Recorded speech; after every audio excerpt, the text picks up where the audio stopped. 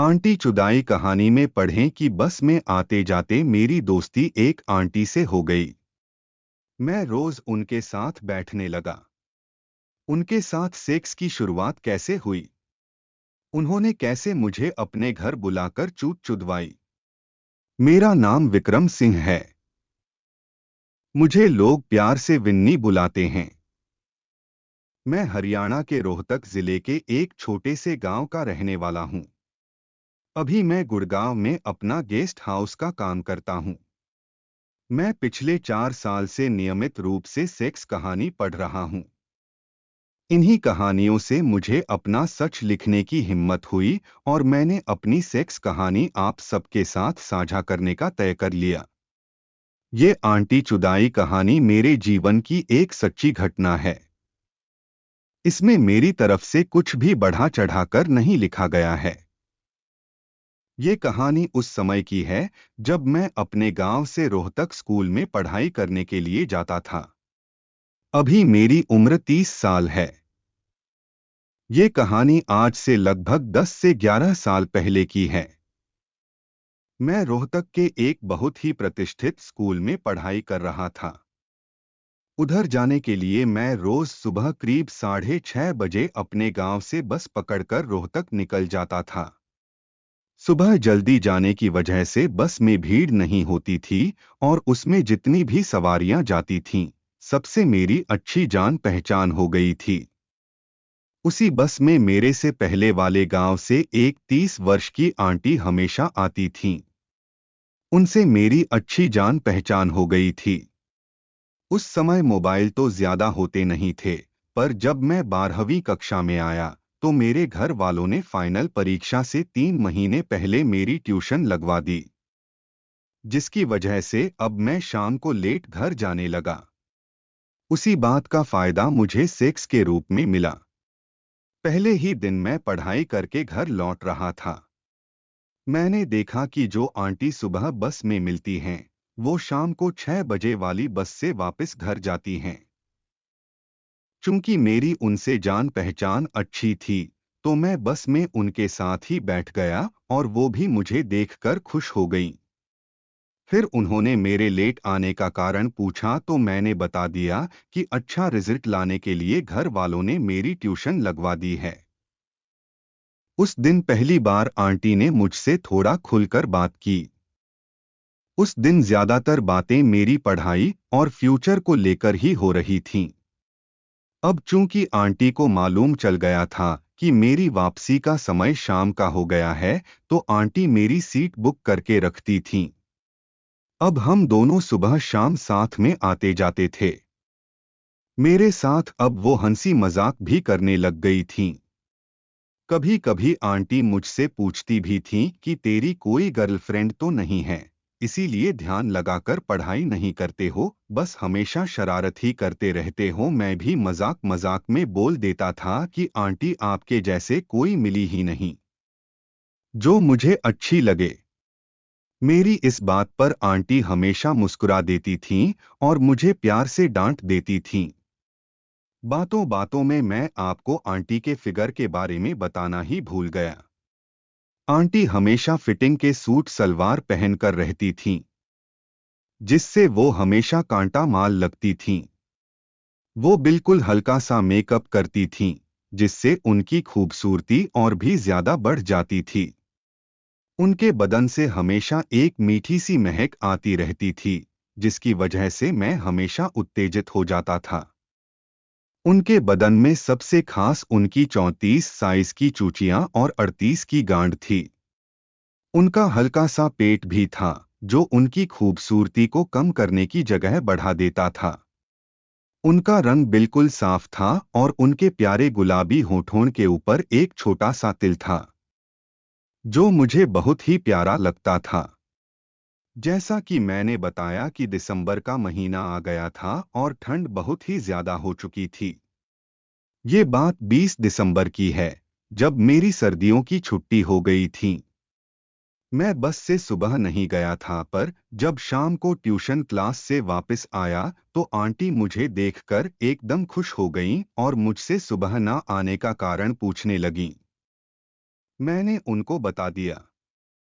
फिर मैंने उनसे उनकी फैमिली के बारे में पूछा तो उन्होंने मुझे बताया कि उनकी शादी को 8 साल हो चुके हैं और घर में उनकी सास, उनके पति और वो ही रहती हैं। मैंने उनसे पूछा कि और आपके बच्चे? मेरे ये पूछते ही वो परेशान हो गईं और उन्होंने मुझे बताया कि उनके बच्चे नहीं हो सकते। ये सुनकर मैं बहुत ही सकुचा गया और मैंने उनको सॉरी बोला। चूंकि आंटी दुखी दिखने लगी थीं, तो मैं उनको वापस हंसाने की कोशिश करने लगा। मैंने अगले दिन ये सारी बात मेरे एक ठरकी दोस्त हितेश को बताई। उसने मुझसे कहा, बेटा लोहा गर्म है, इससे अच्छा मौका नहीं मिल सकता। जैसा कि कमीने दोस्त ज्ञान पेलते हैं, वैसे ही उसने मुझे पूरा ज्ञान दे दिया था। उस दिन जब मैं बस में गया, तो मैं उनके पास जाकर बैठ गया। आप सब लोगों को तो पता होगा कि सर्दियों में 6 बजे के बाद अंधेरा होना शुरू हो जाता है। उस दिन आंटी ने शॉल ले रखी थी। सर्दी की वजह से मैं उनके बगल में बैठा था और थोड़ी ज्यादा सर्दी लगने का नाटक करने लगा। आंटी ने मुझसे पूछा कि आज बात क्यों नहीं कर रहे हो? मैंने बताया कि आज थोड़ी तबीयत खराब है, सर्दी लग रही है। ये सुनकर आंटी ने मुझे अपनी शॉल उतार कर दे दी। मैंने उनसे बोला कि आप भी आगे से डाल लो। हमने जैसे ही आगे से शॉल डाली, मेरा हाथ जल्दबाजी में आंटी के मम्मों पर टच हो गया, जिसे मैंने जल्दी से हटा लिया। उसी समय मैंने नोट किया कि आंटी के चेहरे पर हल्की सी मुस्कान फैल गई। मुझे हितेश की सारी बातें और सारा ज्ञान याद आ गया। अब मैं सोने की एक्टिंग करने लगा और आंटी के कंधे पर सिर रख दिया। आंटी ने मुझे जगाने की कोई कोशिश नहीं की, बल्कि थोड़ी देर बाद उनका हाथ हलचल करने लगा। उन्होंने अपना हाथ मेरी जांघ पर रख दिया और हल्के से मसलने लगीं, जिससे मेरा लंड खड़ा हो गया। कुछ तो मैं उनके बालों की महक से उत्तेजित था, कुछ उनकी हरकत की वजह से अब मेरा पूरा शरीर तपने लगा था। मुझे ऐसा लग रहा था जैसे मुझे बुखार आ गया हो। दूसरी तरफ मेरी हालत देखकर आंटी मुस्कुरा रही थीं। धीरे धीरे उनका हाथ मेरे लंड के करीब आता जा रहा था। उत्तेजना की वजह से मेरा बुरा हाल हो रहा था। जैसे ही आंटी ने अपना हाथ मेरी जिप के ऊपर किया, मैंने भी शॉल के अंदर से अपना हाथ उनके मम्मों पर रख दिया और एक को सहलाने लगा। आंटी जोर से हंसने लगीं और उन्होंने मेरे कान में बोला, इतने दिन तो विश्वामित्र ने भी नहीं लगाए थे जितने तुमने लगा दिए। ये सुनकर मेरी खुशी का ठिकाना ही ना रहा और मैं उनके मम्मों को प्यार से सहलाने लगा। आंटी ने भी जिप खोलकर मेरे लंड को बाहर निकाल लिया और बड़े प्यार से सहलाने लगीं। उनके नर्म नर्म हाथ मुझे लंड पर बहुत सुकून दे रहे थे। अब बस में इससे ज्यादा कुछ हो भी नहीं सकता था। थोड़ी देर में ही मेरे लंड ने अपना लावा उगल दिया, जिसे उन्होंने अपने रुमाल से साफ कर दिया। हम लोग बस में ऐसे ही मजे करने लगे। आंटी हमेशा ही शॉल लेकर आने लगीं। अब हमें कोई फिक्र भी नहीं होती थी और हमारी हरकतें भी धीरे धीरे बढ़ती जा रही थीं। एक बार बस में भीड़ कम थी, तो आंटी उस दिन कुछ ज्यादा ही मूड में थीं। आंटी ने पीछे वाली सीट घेर रखी थी। जैसे ही मैं पहुंचा, आंटी ने सीधा शॉल के अंदर मुंह डालकर बोला कि कोई इधर आए तो मुझे बता देना, और वो नीचे होकर मेरे लंड को चूसने में लग गईं। उनके चूसने का अंदाज बहुत ही अच्छा था। 5 मिनट में ही मेरा काम हो गया और उन्होंने मेरा लंड चाट चाट कर साफ कर दिया। ऐसे ही हमारे दिन मजे में कट रहे थे, पर हमें पूरी जुदाई करने का मौका नहीं मिल रहा था। मैं भी हाथ से आंटी को झाड़ देता था और आंटी कभी हाथ से कभी मुंह से मेरा काम कर देती थीं। फिर एक दिन आंटी ने बताया कि उनकी सास बीमार हैं, जिस वजह से उनके पति रात में और वो दिन में हॉस्पिटल में रहेंगी। ये बात सुनकर मैं बहुत ही खुश हो गया और मैंने उनसे पूछा कि क्या मैं आपके घर आ सकता हूँ। उन्होंने बोला, आ तो सकते हो, पर ये रिस्क वाला काम होगा। अगर पकड़े गए तो अच्छे से कुटाई होगी। और तुम घर पर क्या बहाना बनाओगे? मैंने कहा कि वो आप मेरे ऊपर छोड़ दो। मैं घर पर हितेश के घर ग्रुप स्टडी की बोलकर बाइक लेकर आंटी के घर पहुंच गया। बाइक मैंने थोड़ी दूर खड़ी कर दी और जैसे ही मैं उनके घर पर पहुंचा, आंटी से झट से मुझे अंदर लेकर गेट बंद कर दिया। अभी मेरी फट रही थी। रात के करीब 10 बजे हुए थे। मुझे और आंटी को नॉर्मल होने में थोड़ा टाइम लगा। उन्होंने मुझे चाय के लिए ऑफर किया। मैंने हंसते हुए कहा कि मुझे तो दूध पीना है। उन्होंने बोला कि मना किसने किया है? आज बहुत दिनों के बाद ये मौका मिला था और हम इसका जी भर के मजा लूटना चाहते थे। एक एक करके आंटी ने मेरे सारे कपड़े उतार दिए और मैंने भी किस करते करते आंटी के सब कपड़े उतार दिए।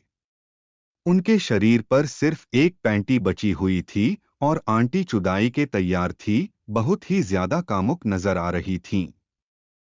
मैं उनको खा जाने वाली नजरों से देख रहा था और आंटी भी मेरे हथियार को देखकर खुश हो रही थीं। मैं आंटी को बहुत देर तक किस करता रहा और उनके चूचों से रस पीता रहा। मेरा लंड भी उनकी पैंटी के ऊपर से ही उनकी चूत पर दस्तक दे रहा था। आंटी भी बार बार मुझसे लंड चूत में डालने की कह रही थीं, पर मुझे उनको अभी और तड़पाना था। मैंने सुन रखा था कि पहली बार में काम जल्दी हो जाता है। तो मैंने आंटी से कहा कि आज पहले मुंह से कर दो, फिर नीचे डालूंगा। आंटी बिल्कुल पागल हो चुकी थीं। वो बहुत ही वहशीपने से मेरा लंड चूसने लगी। 2 मिनट में ही मेरे लंड ने पानी निकाल दिया और आंटी ने लंड को चूस चूस कर साफ कर दिया। लंड झड़ जाने के बाद भी आंटी ने लंड चूसना बंद नहीं किया और मेरे लंड को दोबारा चाट चाट कर खड़ा करने लगी।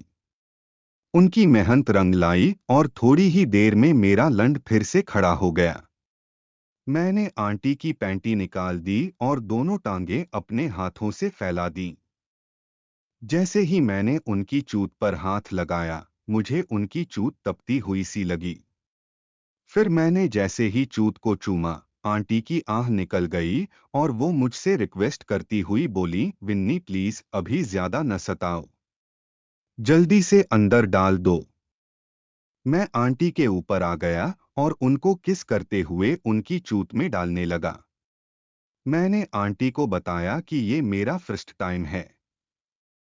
आंटी ये सुनकर खुश हो गईं कि कुंवारा लंड मिला। उन्होंने अपने हाथ से मेरे लंड पकड़कर अपनी चूत पर सेट कर दिया और हल्के से अपनी गांड उठाकर मुझे हरी झंडी दे दी। मैंने भी धीरे धीरे अपना लंड अंदर डाल दिया, जिससे आंटी के चेहरे पर थोड़ा सा दर्द और हल्के से मजे के भाव आ गए। जैसे ही आंटी अपनी गांड उठाने लगी, मुझे लगने लगा कि अब सब सही है। आंटी मुझे जोर जोर से चोदने को कहने लगी।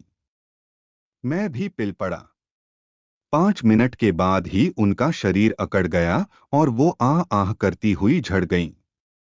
थोड़ी देर बाद वो फिर से साथ देने लगीं और 10 मिनट के बाद हम दोनों साथ में झड़ गए। उस रात हम दोनों ने कई बार सेक्स किया। सुबह 4 बजे मैं आंटी के घर से निकलकर प्लेग्राउंड में आ गया। वहां से सुबह 5 बजे घर आकर सो गया।